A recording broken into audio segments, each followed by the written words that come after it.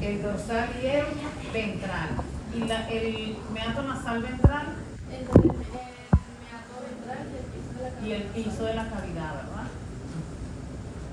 Y las coanas que van a representar la salida de la cavidad nasal.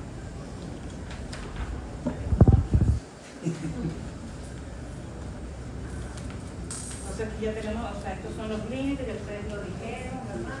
Lateralmente tenemos el incisivo, maxilar, cigomático. Medialmente sería el septum nasal, dorsalmente frontal y nasal, ventralmente incisivo, maxilar, palatino.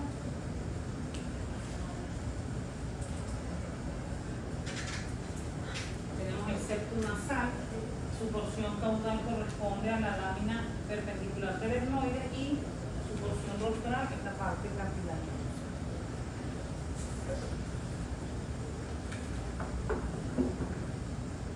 Los cornetes, ya los vimos, ¿verdad? El cornete nasal dorsal, nasal medio, nasal ventral, los espacios entre ellos, el meato nasal dorsal, meato nasal medio, meato nasal ventral, y entre ellos el meato nasal común. Y tenemos por la coana.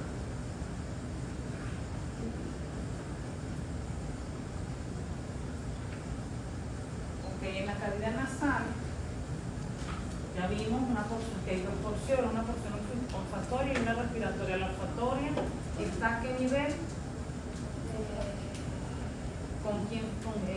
¿dónde está ubicada la porción olfatoria? entre cornete nasal medio y porción caudal de la concha nasal dorsal. Y el resto, porción respiratoria. Tenemos un conducto incisivo. Bueno, aquí quiero poner como conducto incisivo. El conducto incisivo va a comunicar cavidad nasal con cavidad bucal, ¿verdad? Ese conducto incisivo, en relación a él va a estar también el conducto del órgano gomeronasal. ¿Qué nos permite el órgano gomeronasal? Captar el olor de los alimentos y el de las feromonas. Captar el olor de los alimentos y las feromonas. Tenemos el orificio nasolagrimal, que lo vamos a ver a nivel del vestíbulo de la cavidad nasal. Ese orificio nasolagrimal representa la salida del conducto lagrimal. Ese conducto lagrimal se forma por el agujero lagrimal y el agujero nasolagrimal. Por eso cuando nosotros lloramos, moqueamos. Y recuerden lo que yo siempre hago de referencia. Esto más que todo se ve en equinos y en carnívoros. Cuando hay una secreción purulenta en el cantus medial de los ojos, mucha secreción purulenta, y a veces incluso puede haber descarga nasal, usted tiene que hacer un diagnóstico diferencial si ese material purulento en los cantus mediales de los ojos es debido a una infección propia de los ojos o si es por la obstrucción del conducto nasolagrimal o del conducto lagrimal. Como sea, si usted introduce una sonda por aquí, le coloca algo que se llama fluoresceína, si se tiñe no está obstruido, si no se tiñe está obstruido.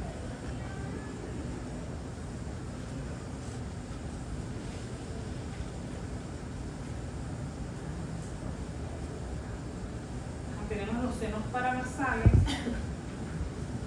¿Qué son los senos paranasales? Nivelan la presión de la cabeza, huesos neumáticos. Son huesos neumáticos. ¿Qué quiere decir eso? Que vamos a tener dos láminas de hueso compacto y entre ellos espacios llenos de aire, ¿no? Entonces tenemos, para el rumiante, tenemos el seno frontal, que es muy amplio, ese seno frontal. De hecho, llega hasta las apófisis cornuales. Esto tiene relevancia clínica al momento de realizar un deforme quirúrgico. Tenemos el seno maxilar, nivel de hueso maxilar, un hueso esfenopalatino y un seno lagrimal en relación con el hueso lagrimal. Todos ellos comunican con cavidad nasal. una infección, sobre todo a nivel de seno frontal, en el todo rumiante, por el seno frontal puede ocurrir que haya descarga nasal. Por ejemplo, en el caso de un desorden quirúrgico, puede haber, si hay un proceso infeccioso postoperatorio, el material que se produce allí puede salir por cavidad nasal. Puede pasar a cavidad nasal y haber descarga por lo que.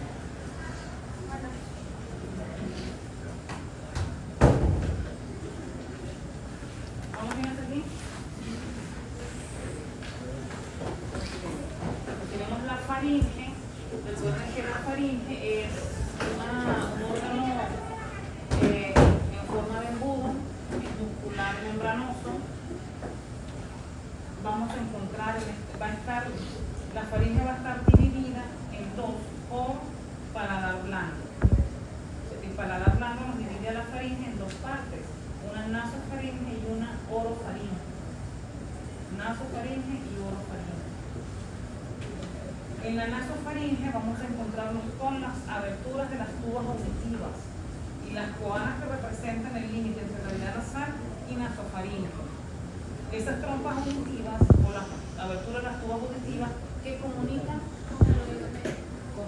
por oído medio.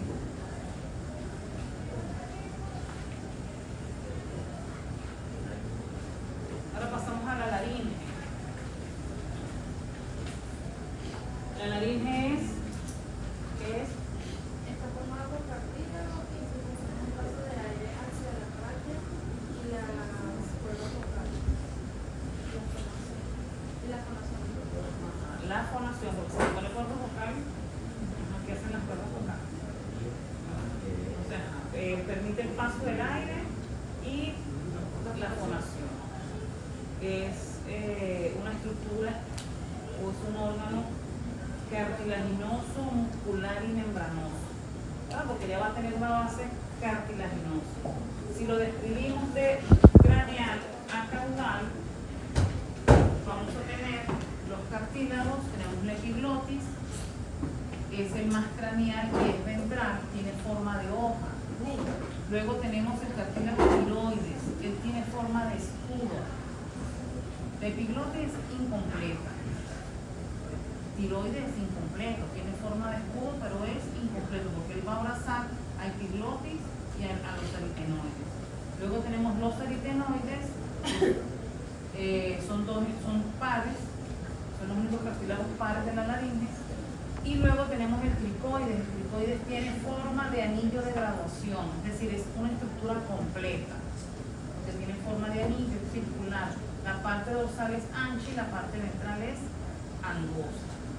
En los aritenoides estudiamos un proceso corniculado y un proceso vocal. Proceso corniculado y proceso vocal.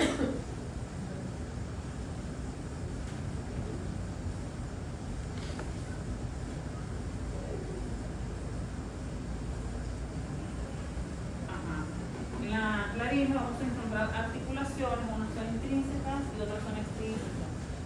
¿Qué quiere decir eso? Que unas van a estar dentro del mismo órgano, es decir, dentro de la misma laringe, y la que es la intrínseca. La extrínseca viene de otra parte del cuerpo hacia la laringe. En este caso es la tiroidea, es decir, desde el dioides al cartílago tiroides. La intrínseca es cricotiroidea, es decir, desde el cartílago cricoides al cartílago tiroides. Y la cricoaritenoidea es entre el cartílago cricoides y los aritenoides. Aquí es fácil porque la relación, o sea, el nombre es con las estructuras que se están relacionando.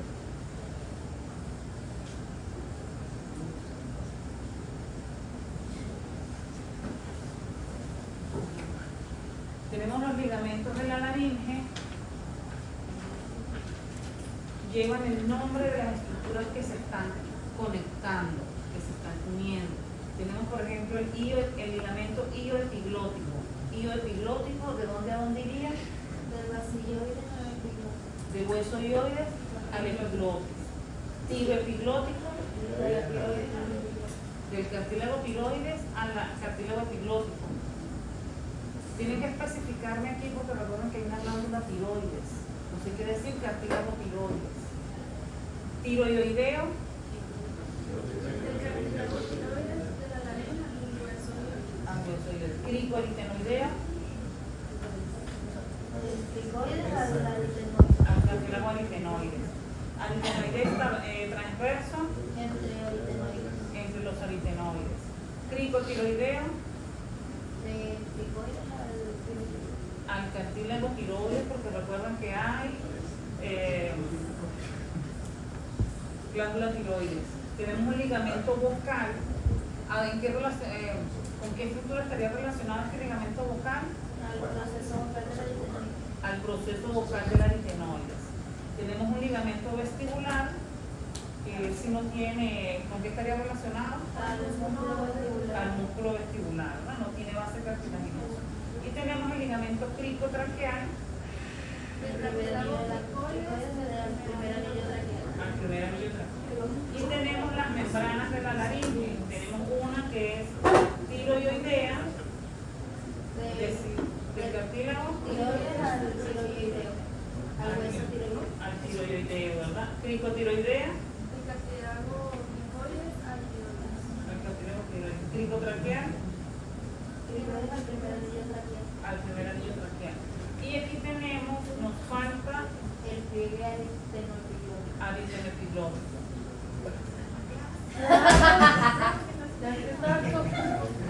Ya les explico, tranquila. El pliegue aritenoepiglotico, ¿verdad? Que va de dónde. El cartílago aritenoides al cartílago. ¿Qué parte del aritenoide sería? El pliegue aritenoepiglotico. No, tengo esto. Iría desde el proceso corniculado al epiglotis. Vamos a ver hasta aquí. Tenemos la base muscular. Aquí los músculos también van, o sea, el nombre son las estructuras que se están asociando. Pero de este, vamos a explicar este. El músculo, tenemos el tiro aritenoideo, quiere decir que va del cartílago tiroides al cartílago aritenoides. Él va a presentar dos partes, que es el músculo vestibular y el músculo vocal. El tiro aritenoideo tiene dos partes, músculo vestibular y músculo vocal. El músculo vocal, junto con el ligamento vocal y el proceso vocal, van a formar la cuerda, el pliegue vocal. Anteriormente se llamaba cuerda vocal verdadera. Y el músculo vestibular con el ligamento vestibular forma el pliegue vestibular. Anteriormente se llamaba cuerda vocal falsa. Esto representaría la base muscular del pliegue vocal y este del pliegue vestibular, o cuerda vocal verdadera, cuerda vocal falsa. Hoy en día hablamos son de pliegue vocal y vestibular. Tenemos entonces el músculo aritenoideo transverso que se va a encontrar entre los aritenoides. Tenemos el cricoaritenoideo, desde el cartílago cricoides al aritenoides, cricoaritenoideo lateral, desde el cricoides al aritenoides, pero lateralmente, cricotiroideo, desde el cartílago cricoides al cartílago aritenoides.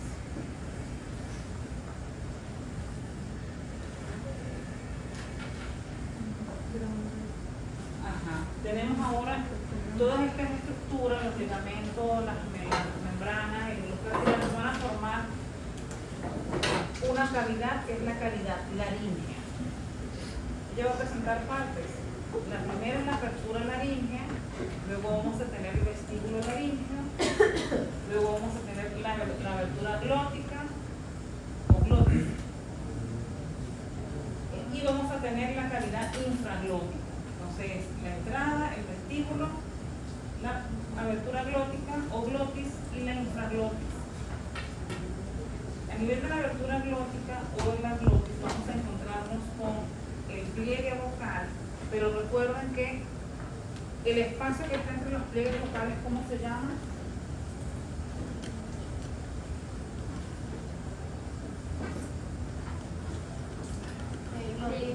Es la glotis. El espacio que está entre los pliegues vocales es la glotis. Entonces, cuando ocurre shock anafiláctico. ¿Saben lo que es eso?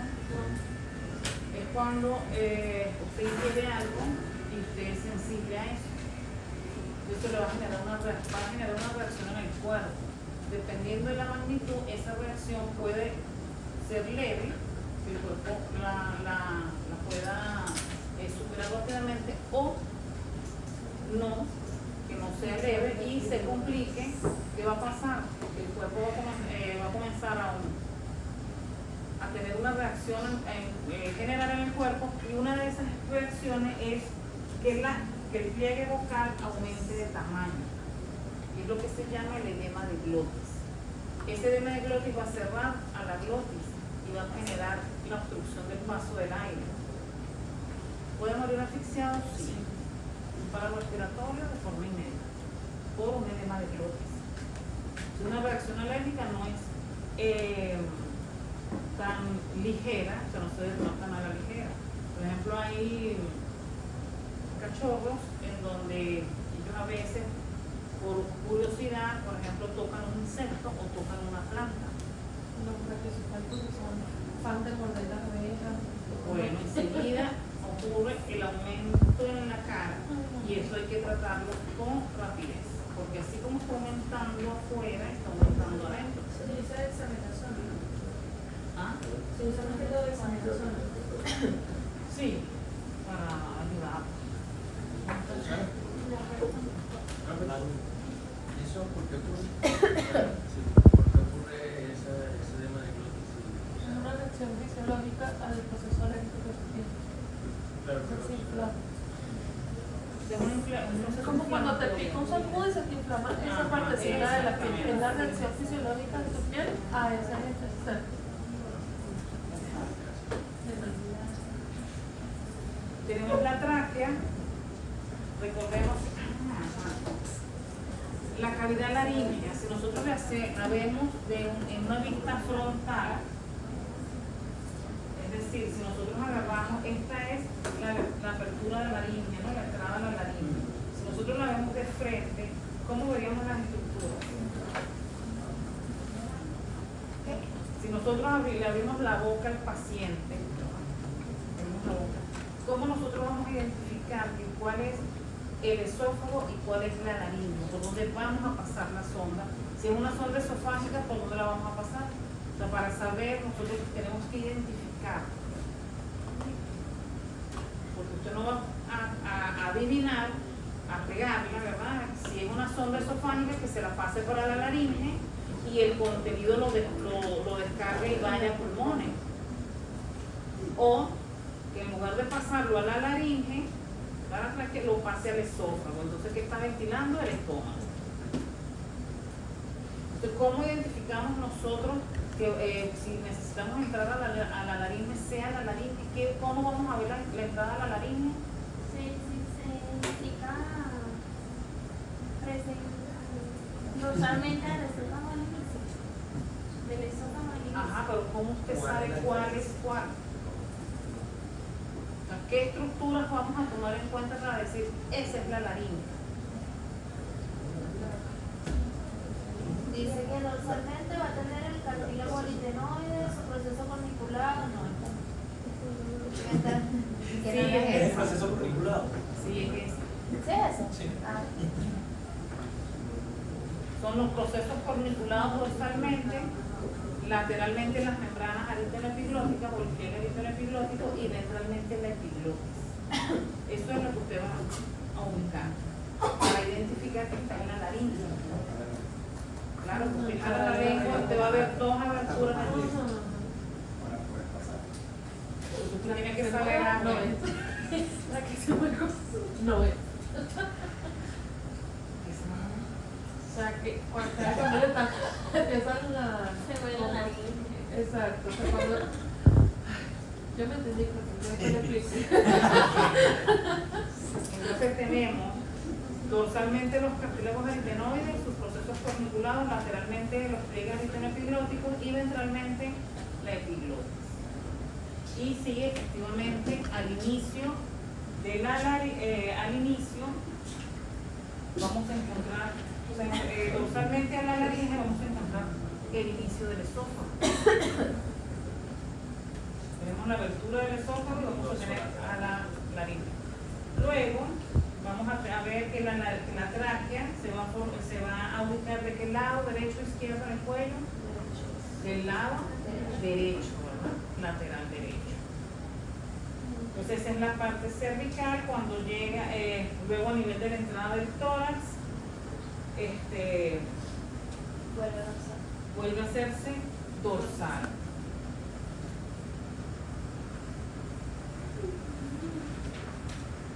Entonces tenemos la tráquea. Ella se relaciona en los primeros anillos traqueales con la glándula tiroides. Tiene relación con los primeros anillos traqueales. Tenemos entonces su estructura. Ella va a estar conformada por anillos traqueales. Esos anillos traqueales son incompletos dorsalmente. Ella debe ser, o sea, la tráquea es una estructura que ella está, es un órgano cartilaginoso, muscular y membranoso.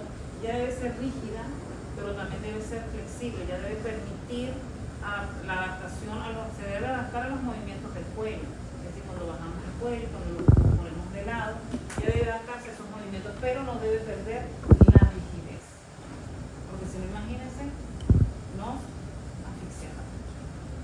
Entonces tenemos los anillos traqueales incompletos dorsalmente, se van a completar por el músculo traqueal. Cada anillo traqueal se va a mantener unidos por el ligamento anular traqueal. Internamente nos vamos a encontrar con la mucosa traqueal. Si es mucosa, ¿qué va a producir? Para mantener húmedo la zona. Y tenemos externamente la adventicia.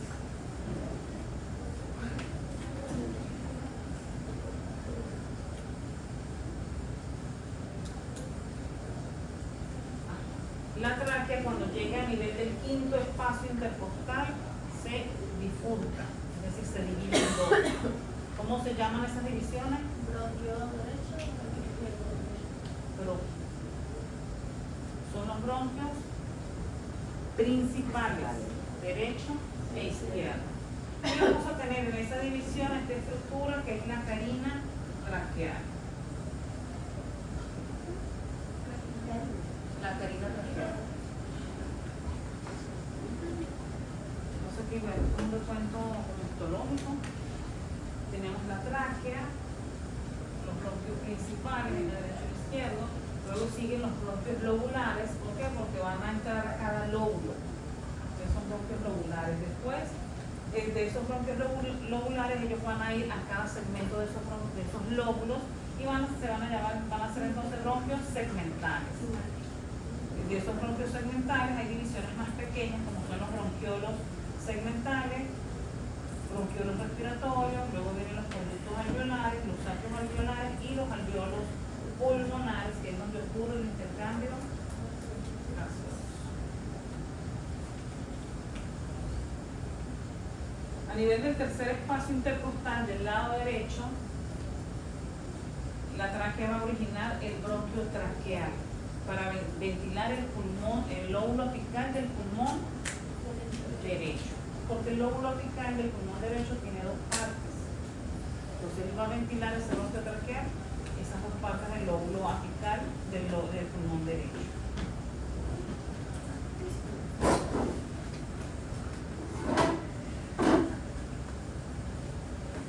Entonces tenemos el bronquio traqueal a nivel del tercer espacio intercostal del lado derecho, bronquio principal derecho, bronquio principal izquierdo.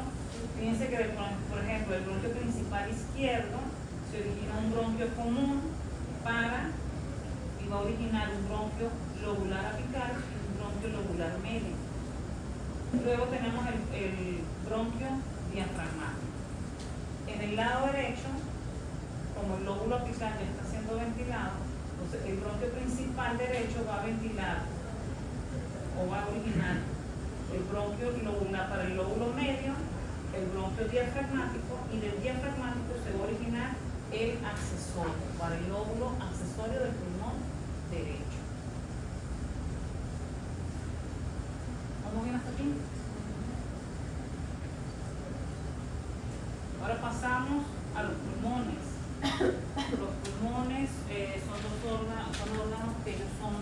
suaves de tacto, son de color rosado pálido. Al tacto ellos deben ser suaves. Como usted está haciendo una necropsia, usted no puede sentir absolutamente nada en esos pulmones. Ellos deben ser, se debe sentir como si usted está, cuando usted agarra una goma espuma. Suave, no debe haber ningún sonido y ninguna textura se debe sentir. Cuando uno siente textura o hay sonido de crepitancia, es porque eso ya era un pulmón patológico. Obviamente tomando las características externas, por ejemplo, del color, él debe ser rosado pálido. Si usted ve focos enrojecidos, focos ennegrecidos, ya usted sabe que eso es patológico. Van a estar situados en la cavidad torácica, son dos, uno derecho y uno izquierdo.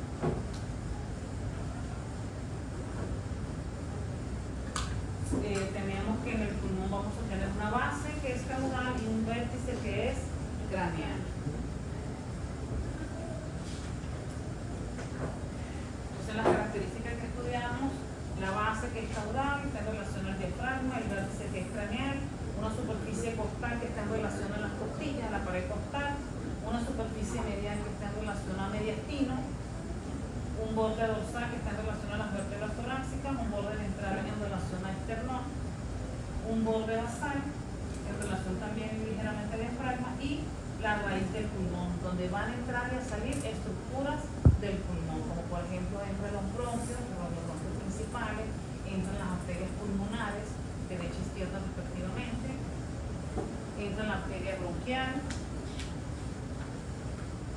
el nervio, y en algunos casos, como por ejemplo el pulmón izquierdo, las venas pulmonares. Entonces aquí tenemos un lóbulo craneal orbital, un lóbulo medio cardíaco, un lóbulo caudal o diafragmático. Tenemos el borde dorsal, tenemos el borde ventral, tenemos la escotadura cardíaca, tenemos el borde basal del pulmón, las impresiones costales y la fisura interlobular que nos va a separar el pulmón en lóbulos.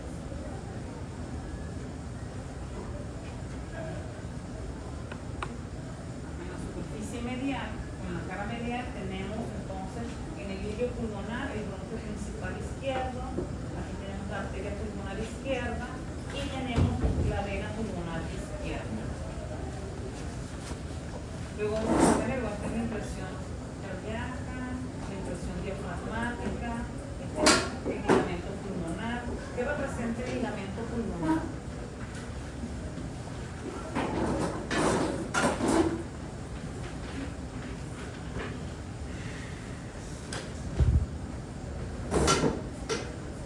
¿Qué representa el ligamento pulmonar?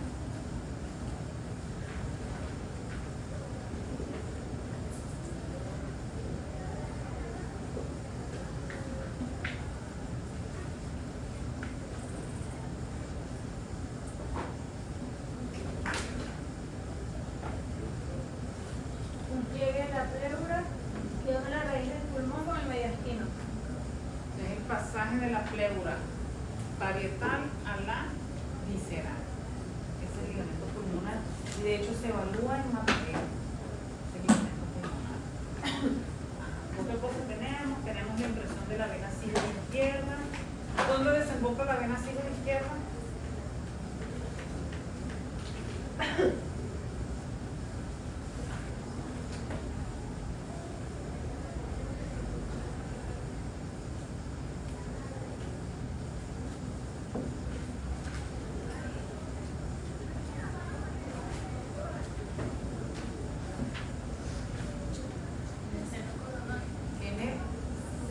Seno coronario, la desembocar y la sigmoide izquierda.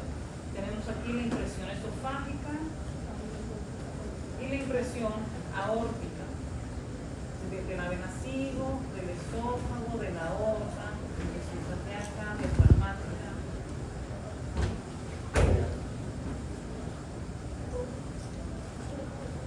Del lado derecho, igual tenemos un borde dorsal, un borde ventral, el borde basal, las impresiones costales, el lóbulo apical, el lóbulo medio. líquido, el lóbulo diafragmático, cortadura cardíaca, el borde dorsal. Esta es la incisura o la fisura interlobular. Recordamos que el pulmón derecho tiene el lóbulo accesorio, es decir, aquí son 4 lóbulos. En la superficie medial, ¿qué vamos a tener? Vamos a tener lo que el lóbulo accesorio a nivel del hilio pulmonar, las estructuras que mencionamos también en la izquierda, como por ejemplo el bronquio principal, la arteria pulmonar, las venas pulmonares. Pero vamos a tener el bronquio traqueal a nivel del lóbulo apical, que no está en el lado izquierdo. Vamos a tener esto, que no está en el lado izquierdo. Impresión de la vena cava craneal e impresión de la vena cava caudal. No está en el lado izquierdo. Fíjense lo que yo les mencioné, que hay autores que señalan que el caprino o el rumiante pequeño tiene las dos venas así, la derecha y la izquierda, pero esta por lo general corresponde al tronco costo vertebral cervical.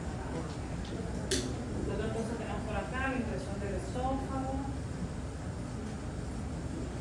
y bueno, esta es lo que nos permite diferenciar que estamos en pulmón derecho en cualquier especie, la impresión de la vena cava, porque el bronquio traqueal es solo de rumiantes y de sal.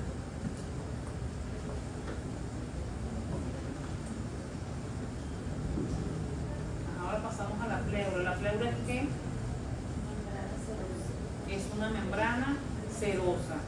¿Por qué es serosa? Porque produce líquido, ¿verdad? Produce líquido pleural. ¿Qué es el líquido pleural? ¿De dónde viene? A ver, no sé si ustedes han visto otras materias que le complementen eso.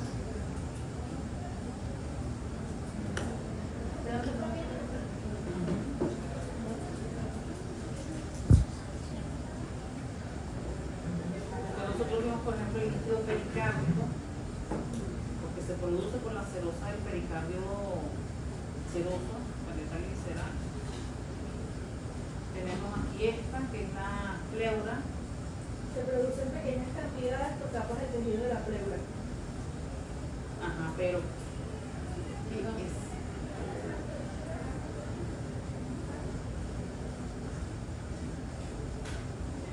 Todos estos líquidos se deben producir de manera constante, nunca dejan de producirse. Pero, ¿qué es?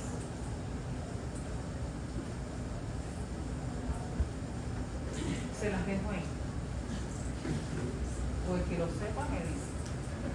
Tenemos entonces que hay una pleura parietal y una pleura visceral. Entre ellas, en la cavidad pleural. En la cavidad pleural vamos a encontrar el líquido pleural. La pleura parietal, dependiendo de dónde esté, tiene el nombre. Tenemos a nivel de las costillas de la pared costal, pleura parietal costal. A nivel del diafragma, pleura parietal diafragmática. En el mediastino, pleura parietal mediastínica. Fíjense, esta por ejemplo es la pleura parietal mediastínica.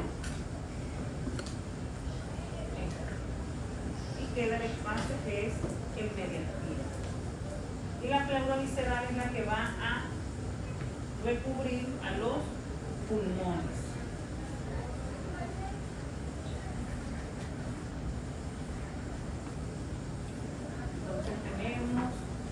En el recubrimiento seroso de la cavidad torácica, primero vamos a tener esta, que es la fase endotorácica. Esta fase endotorácica viene de la fase profunda del cuello. Cuando el esófago y la tráquea pasan hacia la cavidad torácica, arrastran ese tejido conectivo de la fase profunda del cuello y ella va a recubrir a la cavidad torácica, esa fase endotorácica. Tenemos la pleura parietal costal o pleura visceral o pulmonar, entre ellos la cavidad pleural, y esta es la pleura parietal mediastínica. Entre ellas va a dejar un espacio que es el mediastino. Tomamos de referencia el corazón, mediastino craneal, mediastino medio y mediastino caudal. Recuerden buscar qué estructuras ocupan el mediastino craneal, el mediastino medio y el mediastino caudal.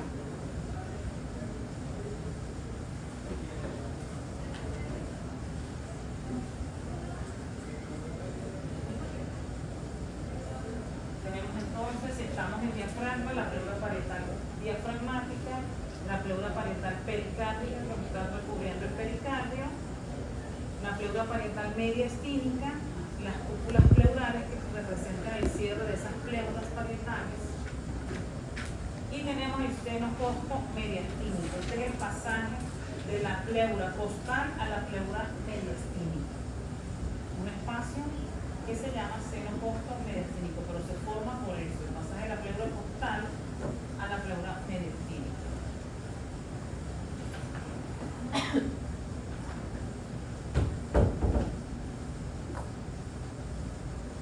Tenemos la pleura parietal costal entonces, pleura parietal diafragmática,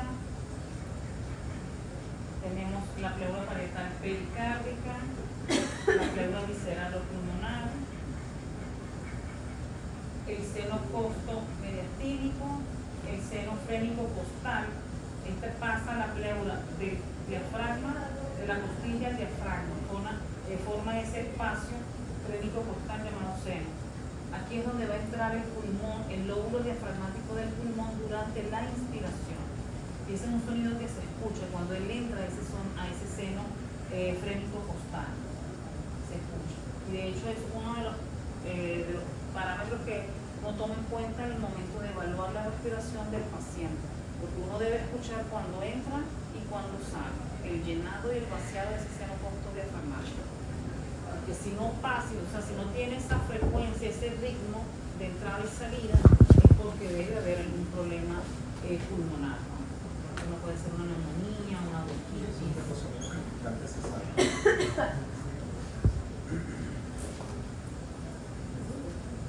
Ahí es donde se escuchan todos los sonidos, donde hay esos ruidos crepitantes. No, porque eso va a depender. Por ejemplo, ustedes van a pleuras, cuando hay, por ejemplo, una pleuritis, cuando ocurre el roce de las pleuras, ese roce produce un sonido y eso uno lo puede escuchar. Yo te salgo, que hay una pleuritis, está rozando las pleuras, si están rozando las pleuras, ¿qué está pasando? ¿Por qué rozarían las pleuras? La parietal y la visceral.